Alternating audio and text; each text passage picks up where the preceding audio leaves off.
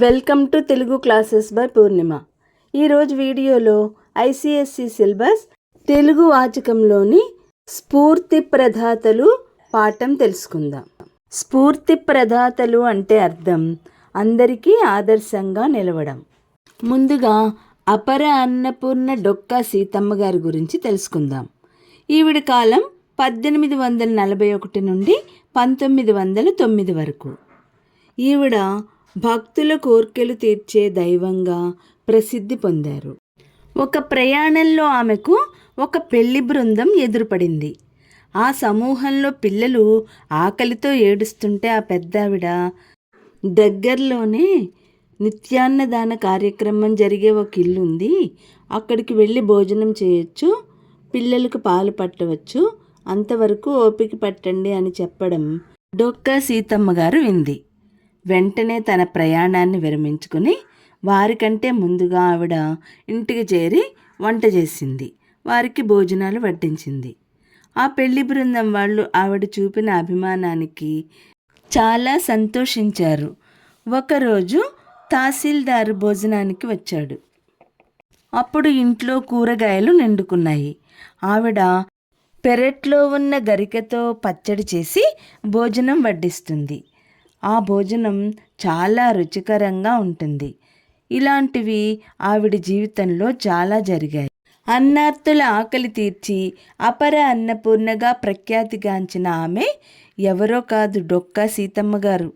డొక్కా సీతమ్మ గారు తూర్పుగోదావరి జిల్లా మండపేటలో 1841 సంవత్సరంలో జన్మించారు.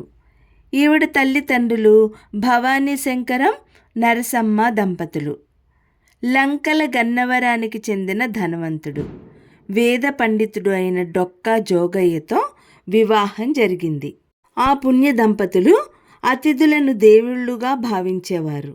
బాటసారులకు ప్రతినిత్యం విసుగు విరామం లేకుండా అందరికీ ప్రేమాభిమానాలతో అన్నం వడ్డించేవారు. ఆ ఇల్లు నిత్యం అతిథి సత్కారాలతో, అన్న సంతర్పణలతో కన్నుల పండుగగా కళకళలాడుతూ ఉండేది. గోదావరి వరదల సమయంలో కూడా రేవుకు ఆవలి వైపుకు వెళ్ళి వారందరికీ ఆహారాన్ని అందించి వారి ఆకలి దప్పులు తీర్చేది. కోనసీమలోని ప్రజలు నేటికి కూడా వారి గురించి చెప్పుకుంటూ ఉంటారు. సీతమ్మ గారి ఇల్లు తిరుపతిలోని నిత్యాన్నదాన సత్రం వలె అతిథి మర్యాదలతో వెలసిల్లేది. సమయానికి వంట చెరుకు లేకపోతే సీతమ్మ తన చీరలనే వంట చెరుకుగా మార్చి వంట వార్పు చేసిన సందర్భాలు కూడా ఉన్నాయి. వార్ధక్యం సమీపించిన సీతమ్మ గారి ఓర్పు, సహనం, అసహనాన్ని చెంతకు చేరనీయకుండా దాసదాసీల సహకారంతో భర్త చెప్పిన స్వయంగా సేవ చేయడంలో ఉన్న తృప్తిని, మధురానుభూతిని గురించి మృదుమధురంగా విన్నవించేది. ఆవిడ క్యాన్సర్తో బాధపడుతున్నా కూడా అన్నదానం చేయడం మానలేదు. అమూల్య సేవలను గుర్తించి బ్రిటిష్ ప్రభుత్వం 1903 సంవత్సరంలో సీతమ్మ గారికి ప్రశంసాపత్రం ఇచ్చి సత్కరించింది. డొక్కా సీతమ్మ జీవిత చరిత్ర గురించి పలు భాషలలో, అనేక గ్రంథాలు వెలువడ్డాయి. సీతమ్మ 1909 సంవత్సరంలో కన్ను మూశారు. డొక్కా సీతమ్మ సేవా తత్పరత భావితరాల వారికి స్ఫూర్తిదాయకం. ఇప్పుడు గాడిచెర్ల హరిసర్వోత్తమరావు గారి గురించి తెలుసుకుందాం. ఈయన ఆంధ్ర తిలక్ గాడిచెర్ల 1883-1960 జీవితకాలం. ఈయన వెల్లూరు సెంట్రల్ జైల్లో బందిపోటు దొంగలను, హంతకులను ఉంచే గదిలో ఉంచారు. ఎందుకంటే రాజద్రోహం కింద ఈ కఠిన శిక్షను విధించారు. దానిని ఆనందంగా ఆయన దేశం కోసం అనుభవించారు. వారే ఆంధ్ర తిలక్గా ప్రసిద్ధులైన గాడిచెర్ల హరిసర్వోత్తమరావు. అవి రాజమండ్రి టీచర్ ట్రైనింగ్ కాలేజీలో చదివే రోజుల్లో స్వాతంత్ర సమరయోధుడు. ఈయన జీవితంలో కడు బీదరికాన్ని అనుభవించారు. ఏనాడు పదవుల కోసం ప్రాకులాడలేదు. హిందూ పత్రికకు సమీక్షా వ్యాసాలు వ్రాసేవారు. ఆ వచ్చిన పైకంతోనే జీవితాన్ని గడిపారు. ఎవరి దగ్గర చేయి చాచేవారు కాదు. అంతటి అభిమానధనుడు హరిసర్వోత్తమరావు గారు.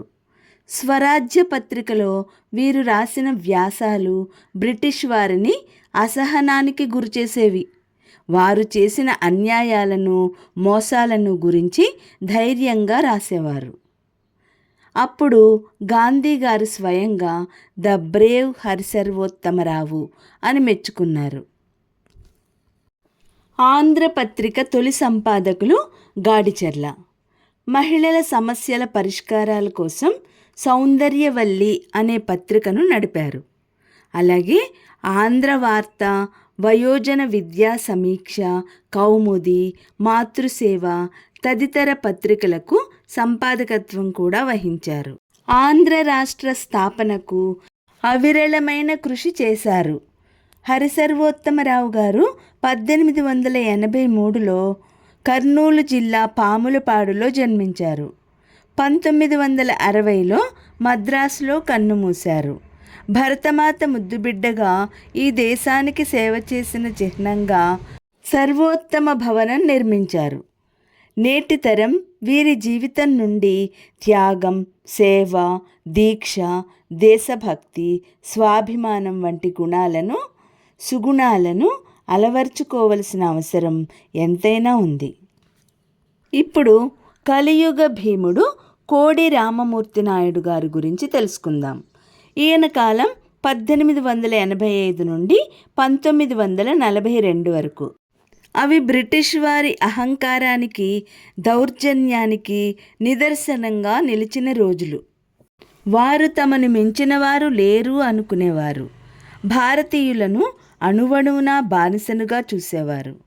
యూజిన్ పాండో అనే ఒక శ్వేత జాతీయుడు అతని మహాకాయాన్ని, శరీర దృఢత్వాన్ని చూసుకొని తెల్లవారు గర్వపడేవారు. అలాంటి పాండోను ఒక సామాన్య భారతీయుడు కుస్తీ పోటీకి ఆహ్వానించాడు. అతని వైపు ఏడాదిగా పాండో చూశాడు. వంపులు తిరిగిన ఇనుప కండలు, ఉక్కు నరాలు, బిగుతైన శరీరం, శౌర్యానికి నిలువెత్తు రూపం, నదురు బెదురు లేని మాట, చురుకైన చూపులు, సింహం వంటి నడక తెల్లజాతి మల్లయోధుని భయకంపితును చేశాయి. భారతీయ విలువలతో జీవితాన్ని గడిపిన కోడి రామమూర్తి 1885లో శ్రీకాకుళం జిల్లా వీరఘట్టంలో జన్మించారు. 1942లో భారతమాత ఒడిలోకి చేరారు. యోధులకు మరణం ఉండదు, వారి కీర్తి అజరామరణం. వీరిని ఆదర్శంగా తీసుకొని శారీరక బలాన్ని, మానసిక బలాన్ని నేడు ప్రతి ఒక్కరూ కలిగి ఉండాలి. ఇప్పుడు బహుముఖ ప్రజ్ఞాశాలి కవిశేఖర డాక్టర్ ఉమర్ అలీ షా గురించి తెలుసుకుందాం. ఈయన కాలం 1885 నుండి 1945 వరకు. ఈయన 1885 ఫిబ్రవరి 28వ తేదీన మౌల్వీ మొహియుద్దీన్ బాద్షా చాంద్ బీబీ దంపతులకు డాక్టర్ ఉమర్ అలీ షా జన్మించారు. ఈయన సాహితీవేత్తగా, ఉర్దూ మాతృభాష అయినప్పటికీ తెలుగు భాష మీద సాధికారత సాధించి సంస్కృతం, అరబ్బీ, పారసీకం, ఆంగ్ల భాషలపై పట్టు సాధించారు. తెలుగు భాషపై మమకారంతో 16వ ఏటనే విద్యా విలాసం అనే శతకం రాశారు. 18వ ఏట మణిమాల నాటకం రాసిన ఘనుడు. అనసూయ, కళ, విషాద సౌందర్యం, దానవ వధ, చంద్రగుప్త, మహాభారత, కౌరవరంగం, విచిత్ర బిల్హణీయం అనే నాటికలు, తారామతి, శాంత, పద్మావతి మొదలైన నవలలు రాశారు.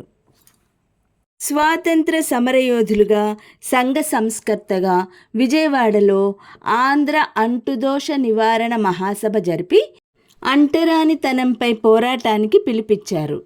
కొన్ని వేల మందితో విశాఖపట్నం, ఏలూరులలో బహిరంగ సభలు జరిపి ప్రజలలో చైతన్యం నింపిన స్ఫూర్తి ప్రదాత.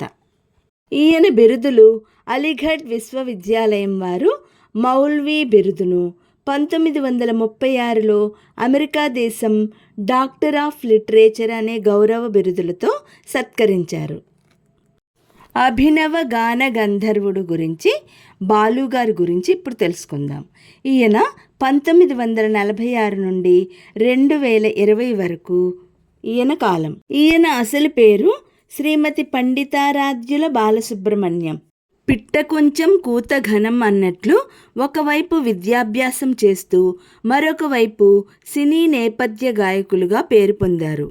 1966లో ఎస్పి కోదండపాణి అండదండలతో సినీ పరిశ్రమలోకి అడుగుపెట్టారు. తెలుగు సినీ రంగంలోనే కాకుండా తమిళం, కన్నడ, మలయాళం, హిందీ తదితర భాషల్లో ఎన్నో వేల పాటలు పాడారు. అందులో ఆణిముత్యాల్లాంటివి మేజర్ చంద్రకాంత్ సినిమాలోని పాట ప్రతి భారతీయుని హృదయంలో దేశభక్తిని నింపుతుంది. బహుముఖ ప్రజ్ఞాశాలి సినీ రసమయ జగతికి రాకేందుమూర్తి బాలు కరోనా మహమ్మారికి గురయ్యారు. 74 వయసులో మృత్యువుతో పోరాటం చేసి చివరికి 25/9/2020 నాడు కీర్తిశేషులయ్యారు. బాలు మరణానంతరం భారత ప్రభుత్వం పద్మవిభూషణ్ పురస్కారం ప్రకటించి గౌరవించింది. బాలు జీవితం నేటి తరానికి స్ఫూర్తిదాయకం. ఈ వీడియో లైక్ చేయండి, మీ ఫ్రెండ్స్కి షేర్ చేయండి. మొదటిసారిగా చూసిన వాళ్ళు సబ్స్క్రైబ్ చేసుకుని పక్కనున్న బెల్ ఐకాన్ క్లిక్ చేయండి.